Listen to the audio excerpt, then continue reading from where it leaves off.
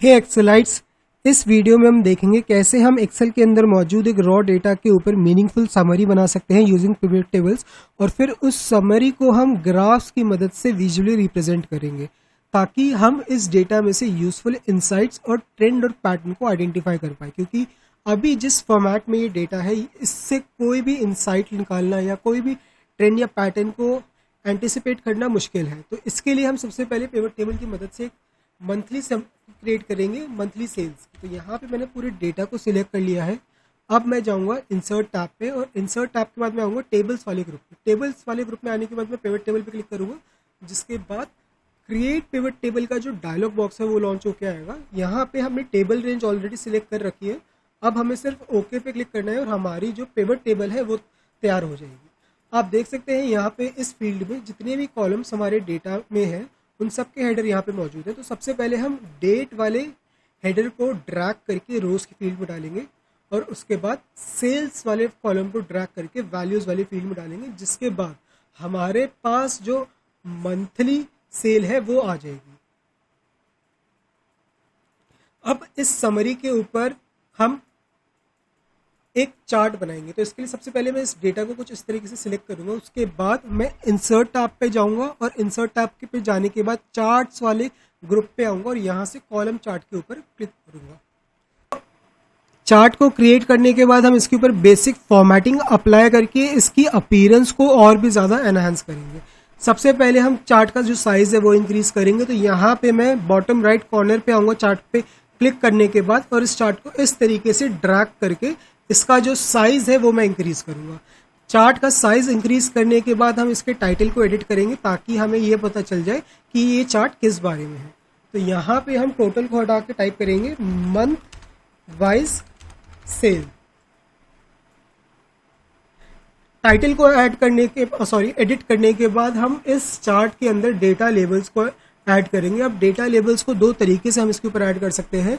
या तो हम इस चार्ट के किसी भी एक कॉलम पे राइट क्लिक करके ऐड डेटा लेबल्स करें, या फिर हम इस चार्ट के जो डिज़ाइन वाला टैब है उस पे जाएंगे और वहाँ से चार्ट लेआउट पे आएंगे, और इसके बाद ऐड चार्ट एलिमेंट पे आके यहाँ से हम डेटा लेबल्स को सिलेक्ट करेंगे।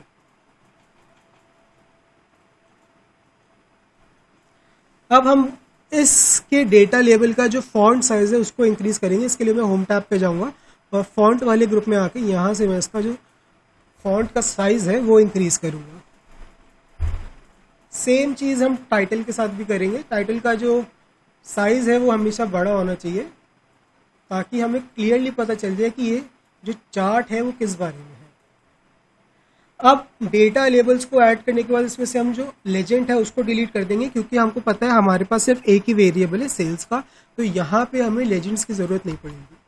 इसके बाद दोनों ही एक्सेस पे हम नाम को ऐड करेंगे, टाइटल ऐड करेंगे। तो उसके लिए हम डिज़ाइन टैब पे जाएंगे, इसके बाद ऐड चार्ट एलिमेंट्स पे आएंगे, और इसके बाद यहाँ पे प्राइमरी और वर्टिकल दोनों के ऊपर जो एक्सेस टाइटल है उसे अप्लाई करेंगे।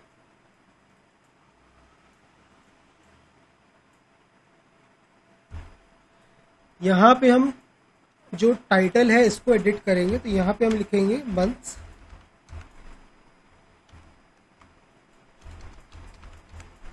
और यहाँ पे हम टाइप करेंगे सेल।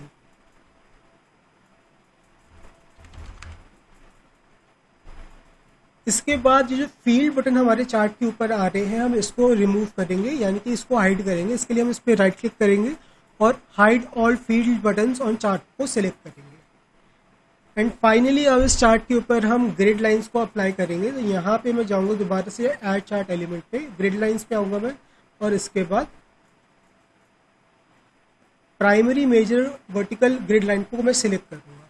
फाइनली अब इस पर हम एक फॉर्मेटिंग अप्लाई करेंगे। तो यहाँ पे अगर आप डिज़ाइन टैब में दोबारा आएंगे, चार्ट स्टाइल वाले में आपको पहले से ही रेडी कुछ स्टाइल्स मिलेंगे। इसमें से आप कोई सा भी एक सिलेक्ट करके अपने चार्ट पे अप्लाई कर सकते हो, और उसकी जो विजुअल अपीयरेंस है उसको आप एनहांस कर सकते हो।